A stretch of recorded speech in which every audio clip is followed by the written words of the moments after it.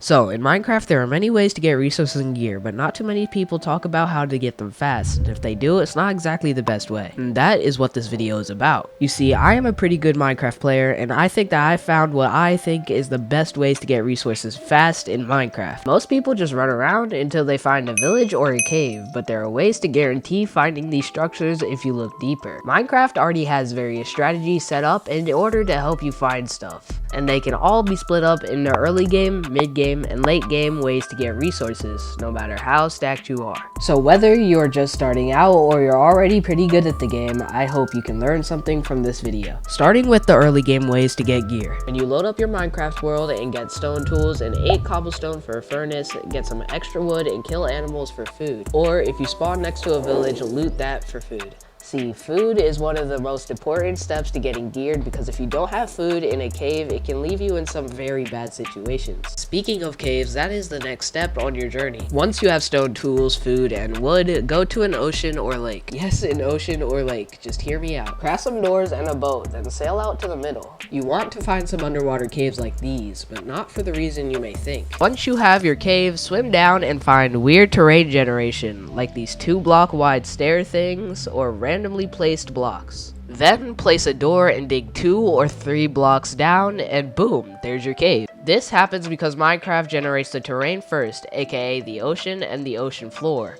Then when Minecraft wants to make a cave where the ocean floor is, it pushes the floor up, creating these weird generations, which you can spot every time with some practice. Now, once you're in your cave, what I normally do is I would skip the entire iron phase, only getting iron for a pickaxe and an anvil if I'm trying to enchant.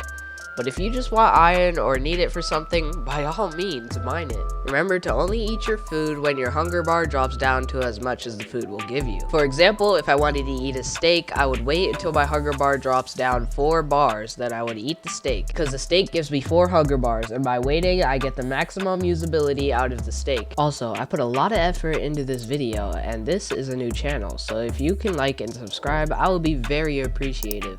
I'm coming off my old channel, so I need a good start, and you subscribing would help out a ton. So thanks, and enjoy the rest of the video. For the mid-game strategies, I will assume that you already have full diamond armor and tools, and maybe even a base set up for yourself. To start, if your armor is unenchanted or enchanted with a base enchantment table, you can never go wrong with just making a cow farm. This will allow you to get mass amounts of leather for books. Books that you will need to get a maxed out enchantment table. You can also easily set up a sugarcane farm, or go sailing on a boat in the ocean to find sugarcane really easy. Or if you want an even faster way to do this, you can go straight to a stronghold to collect books from the library. But to do that, you actually need to find the stronghold, so you need to go to the nether. And believe me, there's a lot of tricks for the nether too.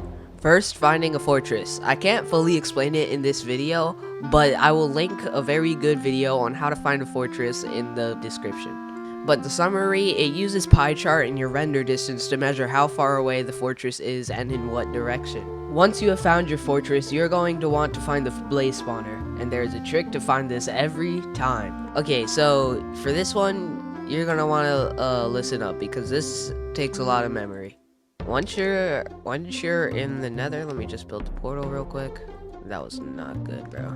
Okay, once you're in the nether and you have found your fortress, so basically in a fortress there's 2 places that you might start at. You might start at some place like over here, which is where the chests are. They have loot that you might want to collect. That's very good loot. And basically your goal is to make it to the outer section, like this right here, because this is where the blaze spawners spawn most commonly. Now to get to the outer section, you actually need to go here. This room, it always transitions from the inside to the outside. So you want to make it to this hot tub room, I like to call it. But to do that, there's ways that you can navigate. First of all, these stairs like these with no netherware on the side, you always want to go up these. These are very good because you always want to go up these, and if you saw the hot tub room, it had these stairs going up straight into it, so good. And also balconies like these, you always want to follow whatever direction they're pointing. Like this, since it's pointing this way, you want to go this way. And then go up these stairs. up these stairs, and boom, there's your hot tub room. But there's more. Whoa, I've never seen something like this. This fortress literally has no netherwart room, which is kind of weird. But basically, in the netherwart room, you always want to go down the netherwart stairs and up the normal stairs. You always want to go up these stairs, down the netherwart stairs, and follow the direction of the balconies. That is how you find the blaze spawner. And actually, no, it doesn't bring you straight to the blaze spawner, but it brings you to the outside, and from here you can just like look around and oh, there's the blaze spawner. Boom, there's the blaze spawner. So yeah, that's how you find the blaze spawner in Minecraft.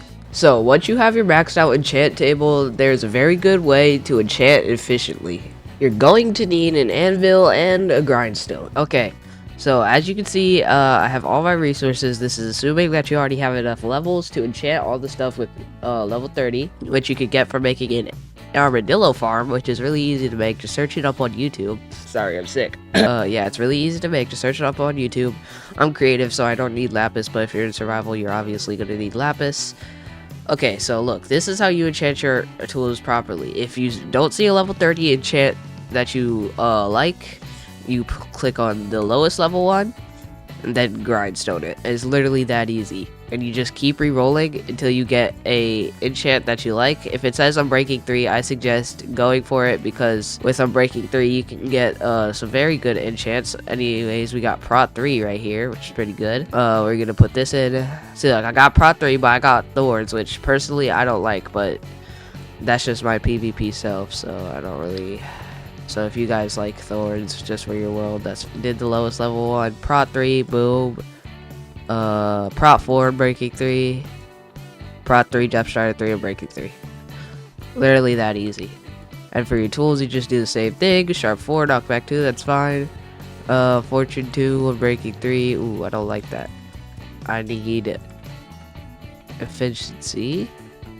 Okay, that works. And boom. It's literally that easy.